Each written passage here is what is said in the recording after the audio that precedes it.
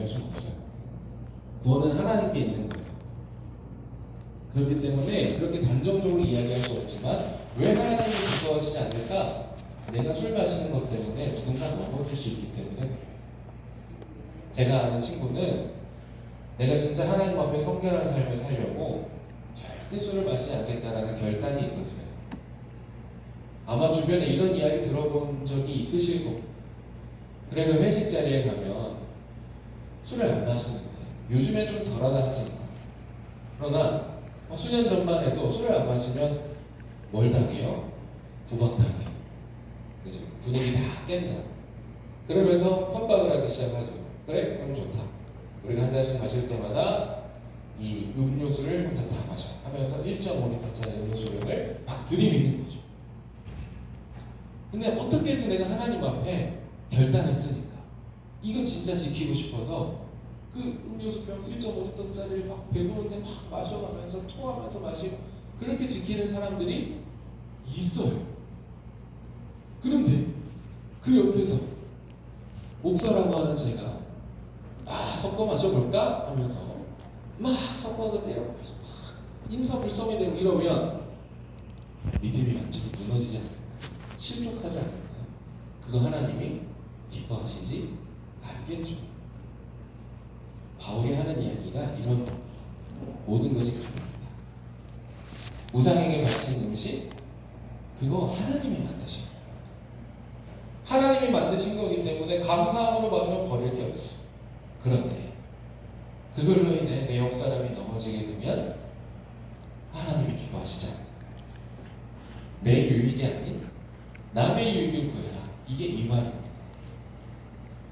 무엇을 먹든지 마시든지 다 하나님의 영광을 위하여 하라. 내가 하는 이것이 하나님께서 영광 받으실 만한 것인지를 판단하고 행동하라는 이야기입니다. 다시 수많은 갈등 상황을 겪으며 살아갑니다. 그 과정에 우리는 때로 무엇이든 다 하나 모든 게 다 유익하지는 않다 라고 하는 이 말씀을 가지고 우리가 살아가며 그래도 내가 참고 견디고 양보하고 절제해야겠다라는 그리스도인의 사명을 가지고 살아가는 가운데 때로는 부딪힐 때가 많이 있어요.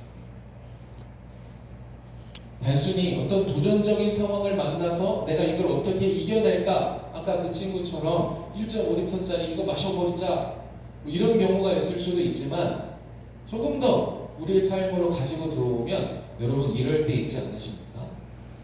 야, 내가 이렇게까지 참아야 되나?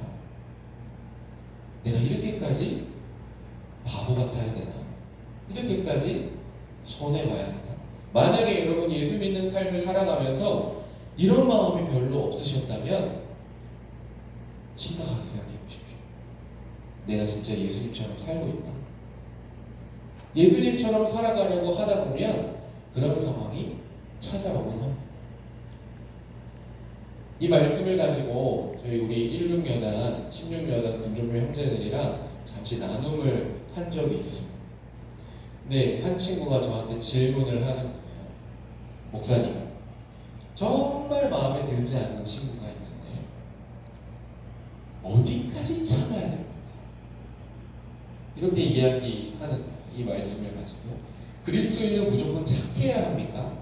예수 믿는 사람은 무조건 착하고 친절하고 다 손해보고 해야 됩니까?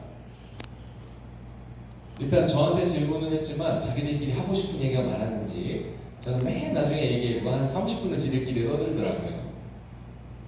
근데 다 의미 있는 이야기였습니다.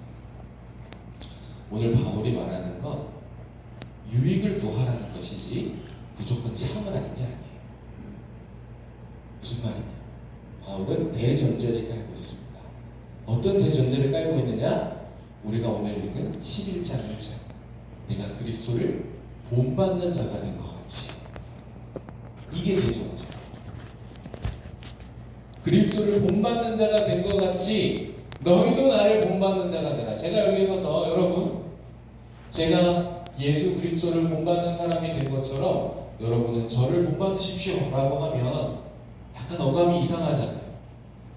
이 말이 무슨 말이냐? 내가 그리스도를 본받는 자가 된 것 같이 수많은 갈등의 상황에서 마주할 수 있는 수많은 삶의 문제에서 그리스도를 본받기 위해 복음분투하고 하나님을 의지하는 것처럼 여러분도 그렇게 그리스도를 본받기 위하여 노력하고 하나님을 의지하기를 바랍니다. 라고 하는 그런 말이에요. 바울이 이렇게 자신있게 확신있게 그리스도를 본받는 자인 것 같이 너희는 나를 본받는 자가 되라, 하나님을 의지하는 것처럼 여러분도 하나님을 의지하는 사람이 되십시오. 그래서 이렇게 복잡한 세상 가운데 단순하게 생각하지 말고 예수 그리스도께서 무엇을 하셨고 예수 그리스도라면 어떻게 하실지를 고민하며 살아가십시오. 모든 것이 가능한, 모든 것이 유익한 것은 아닙니다. 이렇게 말하는 거예요. 저는 여러분이 이런 확신이 있으면 좋겠습니다. 나는 그리스도를 본받는 사람이다. 내가 하는 결정이 모호할 때가 있지만 그러나 나는 그리스도를 본받는 사람이다. 이런 확신의 근거가 있기를 바랍니다. 바울과 함께 한번 떠올려 봤습니다. 이렇게 확신 있게 선포했던 믿음의 선배들은 누가 있었을까?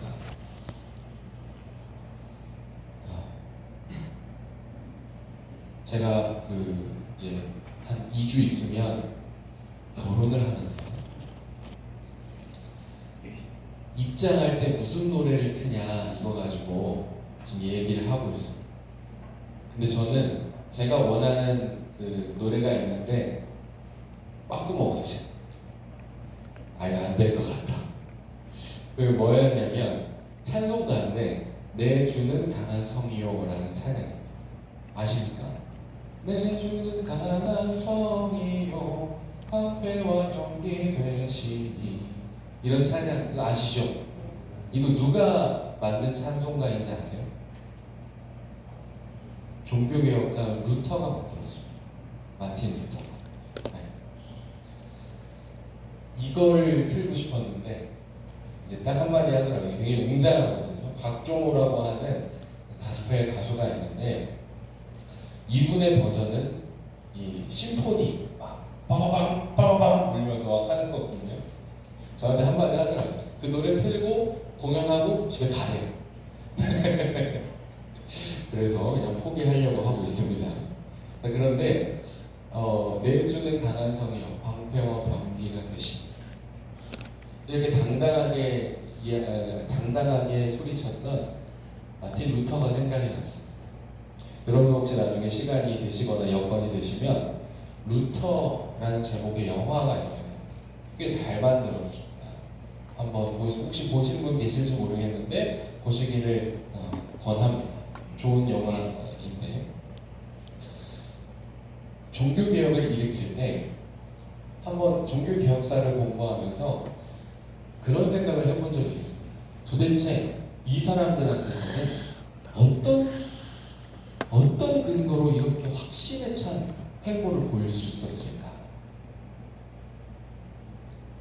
우리가 지금은 이렇게 개신교라고 하잖아요. 우리가 이렇게 교회에 모여서 우리가 지금 굉장히 커져 있지만, 그러나 당시에 로마 카톨릭이 주를 이루는 상황에서 종교개혁의 목소리를 낸다는 것은 굉장히 위험한 일이고, 그것과 동시에 이런 생각도 들었습니다. 스스로 혼란스럽지 않았을까? 스스로도 의심하지 않았을까? 라는 생각을 할 때가 있습니다. 당시 교회가 얼마나 부패했는지, 또 교회가 얼마나 잘못된 길을 가고 있는지 바라보면서 이래서는 안 된다 라고 생각하며 95개조 방방문을 붙이고 본인이 뜻하지 않게 종교개혁의 이 불길에 휘말려서 종교개혁가로 일생을 살아가며 단 한 번의 의심도 없었습니다. 내가 지금 이렇게 하는 것이 하나님이 정말 기뻐하실까? 내가 지금 이 상황에 화내는 것이, 내가 지금 이 갈등 상황에 이렇게 뛰쳐나가는 것이 과연 하나님이 기뻐하실까? 참는 게 맞지 않았을까? 몇 해 전에 제가 민간교회에서, 벌써 군교회와 민간교회라는 단어가 제 입에 익숙해져 있는 모습을 볼 때마다 저도 좀 놀라곤 하는데, 중고등부 학생들과 수련회를 기획을 할 때 제가 그때 했던 그때 이제 구성했던 주제가 뭐냐면 종교 개혁사였어요. 종교 개혁사 라는 주제를 가지고 여러 개 프로그램을 막 개발을 해냈는데 그 중에 하나가 뭐냐? 교회사 게임이라고 해가지고 저기 숨어있는 루터를 데리고 무사히 보름수 회의장으로 데리고 가는 아주 어마어마한 스펙타클한 게임을 제가 만든 적이 있습니다. 여러분 별로 안 놀라시는데 직접 해보면 굉장히 재밌습니다. 자, 루터 역할은 누가 하나? 제가 합니다. 제가 하는데 근데 이게 왜 이런 종교 개혁의 마음을 가지고 이렇게 하게 됐는지 이해를 시켜야 될 거잖아요. 그래서 여러 가지 이제 장치들을 만들고 보여주고 하는데 그 중에 하나가 이거 하면 좋겠다 생각했던 게 유골 순상이었습니다. 유골 순상. 그래서 제가 인터넷에서 해골 모양을 샀어요. 그때 사찰 권사님이 깜짝 놀라셨던 기억이 이게 뭐냐? 근데 그냥 모양이 스티로폼으로 된 거예요. 그래서 학생들한테 그 당시 이 사회상이 어땠는지 교회에서 어떤 일이 벌어지고 있었는지를 보여주기 위해서 그냥 이렇게 데리고 다니면서 유골을 숭상하는 루터의 모습을 한번 이렇게 연기를 한 적이 있습니다. 그거 하다가 도저히 이건 아니다 하면서 하나님 말씀으로 돌아가자. 뭐 이런 이제 전개예요. 근데 그런 모습을 보면 확실하게 이게 잘못했다라고 이야기할 수는 있지만 그러나 교회가 분열하는 과정에서 그 확신이 어디서 왔을까를 고민할 때가 있었습니다. 오늘 바울도 비슷할 거라고 생각을 합니다. 확신의 근거는 그리스도에게 있습니다. 확신의 근거가 내게 있다면 우리는 끊임없이 흔들립니다. 확신의 근거가 내게 있다면 아주 일시적인 갈등의 상황에서부터 아주 큰 갈등의 상황에 이르기까지 우리는 늘 혼란스럽습니다. 그러나 확신의 근거가 내게 있지 않고 하나님께 있음을, 그리스도께 있음을 우리가 믿는다고 한다면 내 결정이 잘못되고 잘되고를 떠나 하나님이 인도하실 것을 믿는 믿음이 있다는 거예요. 그리고 그 과정 속에 예수께서 어떻게 하셨고 예수께서 어떻게 하실지를 고민하는, 유익을 구하는, 하나님 영광을 위해 살아가는 그리스도인 삶의 모습이 이루어지는 겁니다. 하나님 만드신 아름다운 세상 가운데 여러분이 결단하시면 좋겠습니다. 그리스도를 본받는, 내가 아닌 남을 유익하게 하는, 하나님의 영광을 위해 살아가는,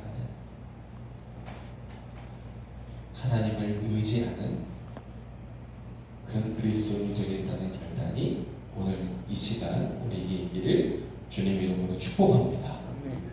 우리 함께 결단 찬양하고 잠시 기도하며 오늘 말씀을 정리하고 함께 기도할 텐데, 참 아름다워 주님